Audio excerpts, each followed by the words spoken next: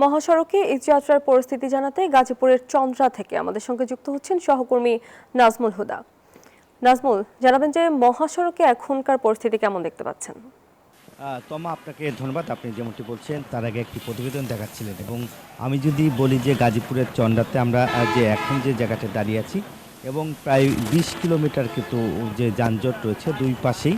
এবং আপনাদের যদি একটু দেখাই যে এই যে গাড়িগুলি এভাবে আসলে ঘন্টার পর ঘন্টা আটকা আছে, এবং ইঞ্জিন কিন্তু বন্ধ, আসলে রানিং অবস্থায় কিন্তু এখন নেই। এবং আমরা যদি আপনাদের যতদূর চোখ যায় ক্যামেরার মাধ্যমে একটু দেখানোর চেষ্টা করব, পুরাটাই কিন্তু আসলে যানজট রয়েছে যে নবীনগর চন্দ্রা মহাসড়ক।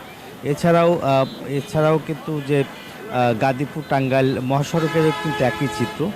এবং ঢাকা আরিচা মহাসড়কের আমরা দেখেছি সেখানেও কিন্তু গাড়ির চাপ বেড়েছে। কারণ হচ্ছে যে এখন কিন্তু যে সাভার, আশুলিয়ার এই অঞ্চল এবং গাজীপুরের সমস্ত পোশাক কারখানায় কিন্তু ছুটি ঘোষণা করা হয়েছে।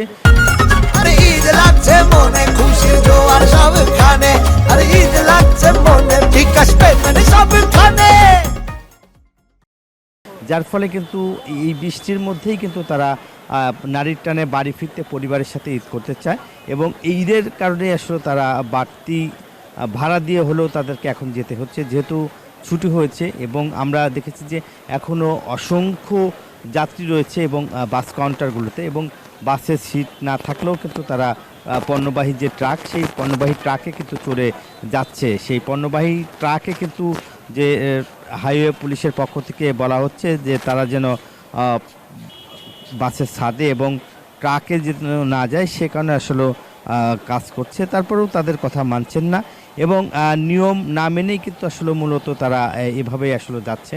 এবং আমরা যদি এলিভেট এক্সপ্রেস যদি দেখাই, সেই এলিভেট এক্সপ্রেসের যে সড়কটি রয়েছে সেই সড়কেও কিন্তু যে আপনারা দেখছেন যে দীর্ঘ লাইন রয়েছে, এবং দীর্ঘ লাইনে কিন্তু আপনি দেখছেন যে এভাবেও আসলে আর এখন কিন্তু যে পরিবারের সাথে ঈদ করতে কিন্তু মূলত যেটা হয়েছে সেটা হচ্ছে যে তারা বের হয়ে গেছে।